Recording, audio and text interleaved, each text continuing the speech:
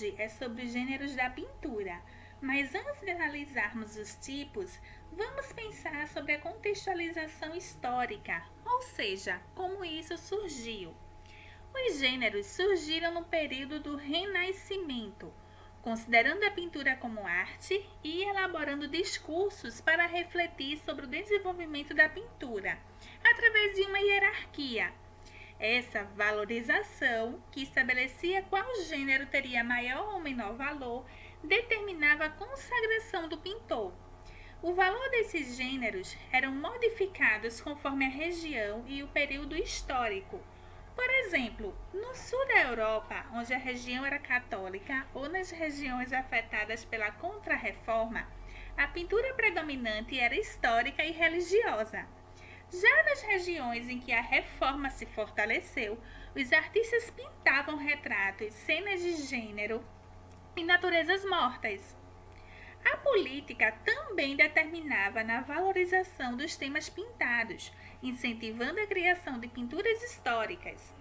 Por causa disso, a pintura histórica foi o gênero legitimado pelas academias de arte, que categorizaram a pintura histórica como grande gênero. É importante lembrar que essas academias eram instituições ligadas ao Estado, por isso valorizavam o gosto político da época. Percebam aqui na tela que nós temos 5 tipos de gêneros da pintura. O primeiro, que era considerado como grande gênero, representava os temas históricos, e dentro desses temas tínhamos bíblicos, que pode tanto relacionar cenas narradas na Bíblia como cenas voltadas à questão da fé humana, da religião.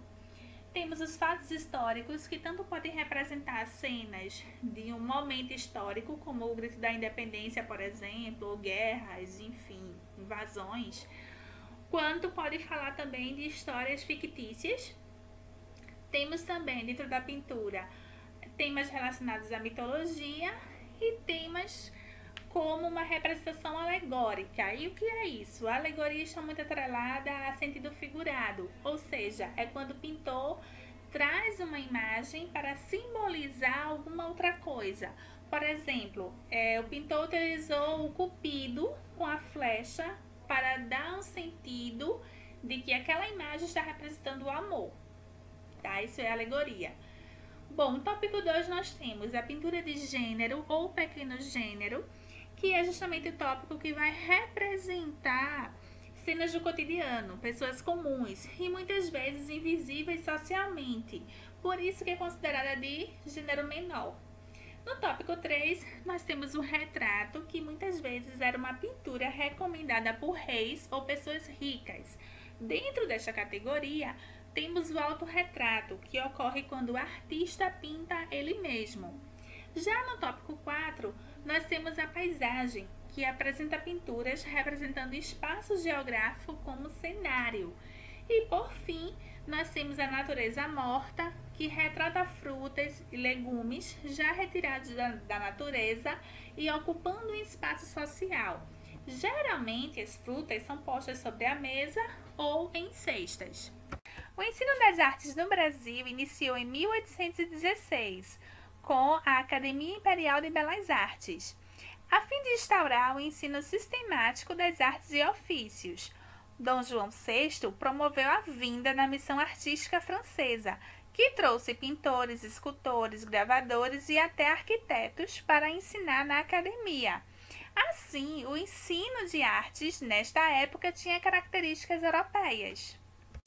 Vamos começar nossa análise com os temas históricos, que é o gênero de maior valor para essas academias de artes. Então, exemplificando isso, eu trouxe a pintura de Rafael, chamada Escola de Atenas, que hoje em dia fica no Vaticano. Perceba que essa pintura ela vai apresentar alguns personagens históricos que marcaram a humanidade.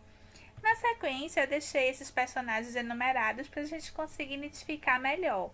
Então, nós temos como exemplo Platão, Aristóteles, Sócrates, Epicuro, Heráclito, Euclides, Ptolomeu. Então, assim, foram várias pessoas que marcaram a humanidade com a sua genialidade. E embora tenha nascido em épocas distintas, marcados de formas diferentes, de áreas diferentes, ciências diferentes, todos eles tiveram sua importância para o mundo. E aí o artista ele quis reunir tudo isso para nos lembrar essa importância. Por isso que o título da pintura é A Escola de Atenas. A escola representa o berço dessa sabedoria. Bom, aqui nós temos um outro exemplo. Essa tela eu achei um pouco complicada para poder categorizar. Por quê? Porque nós temos aqui o Triunfo da Morte, foi pintada pelo Velho, está no Museu do Prado em Madrid. Essa obra, como vocês podem ver, tem muitos elementos, é bem colorida e tem muito movimento também. Então fica até um pouco complicado para a gente conseguir entender exatamente o que o artista quis passar, porque é muito rica em detalhes. Bom, agora eu ampliei a tela para que a gente possa entender melhor os detalhes. Aqui no canto esquerdo, nós temos a representação de um rei, né, que está de capa, de coroa e com cedro na mão. Perceba que existe uma caveira atrás dele, já indicando que esse rei está desfalecendo. E ele está com o braço esticado para uma outra caveira que está roubando suas moedas, né, seus bens materiais. É como se essa tela estivesse representando o apego do rei ao dinheiro, mas nos lembra também que independente da pessoa ser rica ou pobre, depois que morre não tem como levar os bens materiais para o plano espiritual. Ao lado nós temos o cavalo branco, que uma caveira está em cima dele, está montando, é como se fosse a caveira da morte, de certo modo. Esse cavalo está arrastando uma carroça repleta de caveiras, está atropelando um monte de gente. No centro, nós temos aqui uma caveira segurando uma pessoa de branco que já está caída no chão, ou seja, já morreu.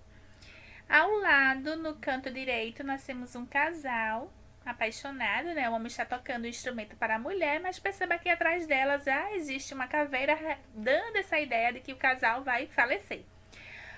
No centro, nós temos uma aglomeração de pessoas sendo arrastadas, empurradas, enfim, para uma armadilha. E essa armadilha está rodeada de um exército de caveiras, tanto de um lado quanto do outro, já nos passando a ideia de que quem entrar nessa armadilha já era, né? Vai morrer, não tem saída. Ao lado dessa multidão, nós vemos também um cavalo vermelho. E quem está montando esse cavalo é uma caveira com a foice na mão, novamente a representação da morte. Atrás do cavalo nós temos uma espécie de carro que está em chamas, é como se fosse o carro do inferno, alguma coisa desse tipo. Ao lado nós temos um rio e podemos visualizar uma barca repleta de caveiras e com uma cruz. Novamente a representação da morte, né? A barca da morte. Lá em cima, nós temos também novamente destruição. Aqui no canto direito, nós temos uma caveira com uma espada, matando uma pessoa que está de joelhos. E abaixo nós temos uma rocha e uma pessoa caindo da rocha porque está sendo arrastada por uma caveira. Ou seja, em qualquer momento que nós olharmos para a tela, nós vamos ver sempre morte, destruição, lamentação, enfim, horror. E pela representação dos cavalos, nós podemos imaginar que é um cenário que vai representar o apocalipse, né? A destruição da humanidade. E, de certo modo, pela vestimenta da população e pelos instrumentos que estão sendo utilizados aqui no cenário, nós percebemos também que esse povo faz parte da era medieval. Então, o cenário ele acaba misturando elementos bíblicos com elementos históricos. Outro exemplo de tema histórico é esta tela do Vitor Meirelles, denominada Primeira Missa no Brasil. Perceba que quando observamos a pintura, nós temos a impressão de estarmos visualizando esse momento, como se fosse até mesmo uma fotografia, tão rica em detalhes que a pintura é. Então nós temos a floresta, os índios seminus, os jesuítas, a missa ao céu aberto. Nós temos essa impressão de estarmos vivenciando esse momento. No tema mitológico, o pintor ele vai trazer, através das imagens, momentos da narrativa desses mitos. Então, como exemplo, eu trouxe a tela A Primavera, que foi de Sandro Botticelli. Como vocês podem perceber, ele misturou alguns personagens mitológicos nesta tela. Então, nós temos o Cupido Eros, que é filho de Vênus, a Vênus, que está no centro da tela, que representa a deusa do amor, Zéfiro, que é considerado um deus de vento, a ninfa Clóris, a Flora. Ao lado de Vênus, né, do lado esquerdo, nós temos as três graças, que é a Aglaia, Thalia e Eufrósina, representando a beleza, a castidade e a sensualidade. E por fim, nós temos Mercúrio, que é o mensageiro dos deuses. Na continuação, nós temos também outro tipo de representação na mesma tela. Como vocês podem perceber, tem várias numerações e ao lado nós temos alguns tipos de plantas e até da fruta laranja que vai aparecer na tela, representando o desenvolvimento da primavera, né? No caso, a primavera indica a estação das flores. Nós temos aqui a laranja, a margarida, a violeta, a bem-me-quer, flor de lis, o lírio e assim vai. Temos vários tipos. Perceba que esse quadro ele vai representar uma alegoria ao crescimento da primavera. Bom, e agora, já que estamos falando de alegoria, vamos para o tema alegórico. Alegórico, como eu falei no início, é um tema que vai envolver a questão do sentido figurado. Ou seja, é quando nós utilizamos na pintura uma imagem para simbolizar alguma coisa. Nós temos aqui na tela a representação da narrativa do mito Leda e o Cisne. Nós temos duas formas de analisar essa narrativa. A primeira é sobre a visão de Jerome e a segunda com a visão de Portorno, né? Com a mesma narrativa. Bom, perceba que o mito dessa história fala que a Leda ela foi encontrada por Zeus seminua perto de um rio e aí Zeus a transformou no cisne. E no final da história ela acabou engravidando, percebe que tem 2 ovos no seu ventre e ela acaba dando à luz a filhos de Zeus. E a esposa de Zeus, ciumenta, acaba expulsando-a da região, mas aí Zeus depois a transforma no cisne. E é mais ou menos isso o mito. E aí perceba que no primeiro quadro nós temos a Leda com os braços abertos apontando para o cisne e os cupidos trazendo o cisne até ela, né? Representando essa questão da sedução. A mulher está seduzindo o cisne vai se aproximar para representar esse amor. E ao lado também nós temos esse encontro, né, da Leda com o cisne, representando essa união, essa espécie de casamento, desse amor entre os dois. E abaixo nós temos a representação dos ovos. Como eu disse a vocês, a Leda vai ter 2 ovos no ventre. Aí um ovo vai ter 2 crianças, que será filhos de Zeus. E o outro ovo vai dar também 2 crianças, mas aí vai ser filho de outro deus. É o que vocês estão vendo no quadro.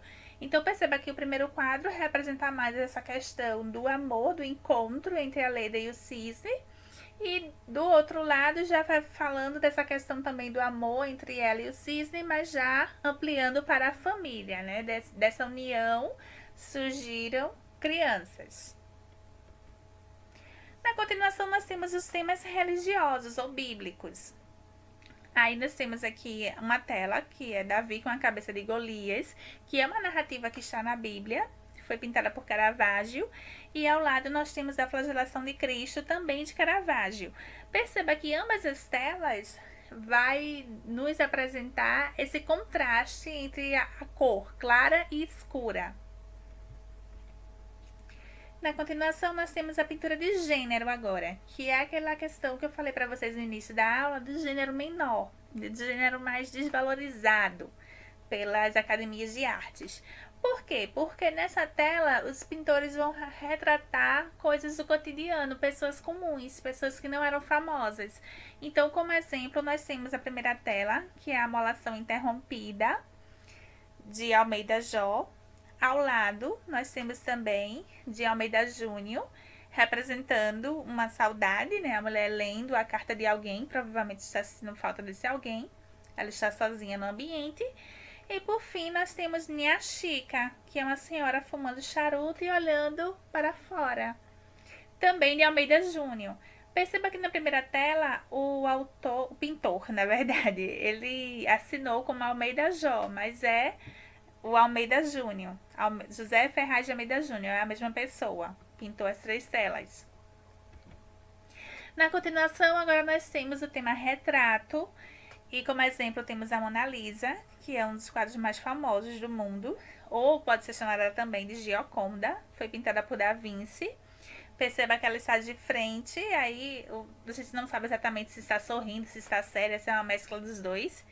E ao lado nós temos Piero della Francesca, os duques de Urbino, Frederico da Montefeltro e Batista Sforza, né? Então, assim, ele pintou o casal como se estivesse encarando um ao outro. Perceba o cenário, que é como se o cenário se complementasse, né? Ambos os cenários atrás de cada personagem. Aparece montanha, aparece rio, é como se fosse uma espécie de aldeia. Perceba aqui no rosto do homem, ele pintou o homem como se tivesse uma feição mais quadrada, já a mulher ele pintou como uma feição mais redonda. Bom, dentro dessa questão do tema retrato, nós temos uma subdivisão que é o autorretrato. O autorretrato é quando o autor vai se pintar, né? Ele vai ser o tema. Frida Kahlo é uma das artistas que mais se destacou nesse momento do autorretrato, né? Ela sempre se pintou, na maioria das vezes. E aqui nós temos dois exemplos. O autorretrato, que foi pintado por Rafael, e também o autorretrato como uma espécie de esboço pintado por Leonardo da Vinci. O próximo tema é a paisagem. Como vocês podem perceber, vai retratar um cenário geográfico, né? Então aqui nós temos a Caçada na Floresta, a pintura de Paolo Cello. Aqui nós temos mais exemplos de paisagem do Danúbio e paisagem com caminho. Nessas duas paisagens já está mostrando um local mais deserto, na natureza, né? A primeira está mostrando a floresta, mas aí com muita gente, aqui é mais deserto. Na continuação, nós temos a natureza morta. Como eu disse para vocês, na maioria das pinturas, dos quadros que eu analisei, as frutas são postas ou em cima da mesa ou em cima de algum ambiente, alguma cadeira, por exemplo, mas geralmente é mesa. Ou então representando em cestas, né? Um ser humano segurando a cesta ou segurando um cacho de frutas. Ou então a cesta também isolada no canto, como vocês podem ver aí a figura de Caravaggio. E ao lado nós temos Agostinho da Mota com natureza morta com frutas. Bom, aqui eu trouxe algumas atividades para vocês conseguirem refletir um pouco sobre os temas que foram analisados. Primeiro, as academias de arte categorizaram os gêneros da pintura através de uma hierarquia. Nós vimos no início da aula que existe essa hierarquia, aqueles subtemas que a gente viu, né? E que existe um que vai ter mais valor e outro que vai ter menos. Então, marque abaixo a alternativa que apresenta o gênero considerado de maior valor.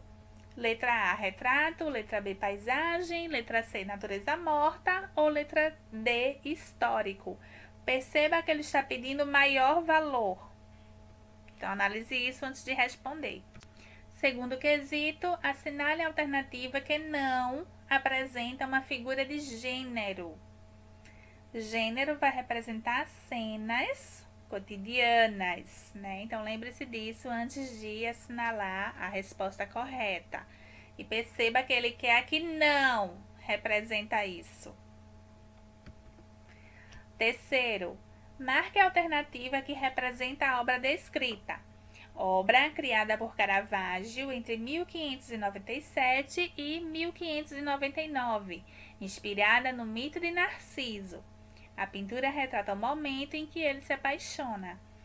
Bom, vocês vão ter que analisar as imagens e tentar lembrar a mitologia de Narciso, que eu não posso falar agora, né, do que se trata, porque aí eu daria a resposta. Mas essa mitologia narra o momento em que Narciso foi castigado pelas ninfas e acabou se apaixonando. E aí, sabendo disso, com isso em mente, respondam a alternativa que vai representar esse momento. Por fim, eu deixei aqui a bibliografia, o que foi que eu utilizei para construir esta aula. Caso vocês tenham interesse, já deixei o link de cada tópico, então para facilitar a vida de vocês e auxiliá-los na construção desse conhecimento. Espero ter ajudado a todos e por hoje é só.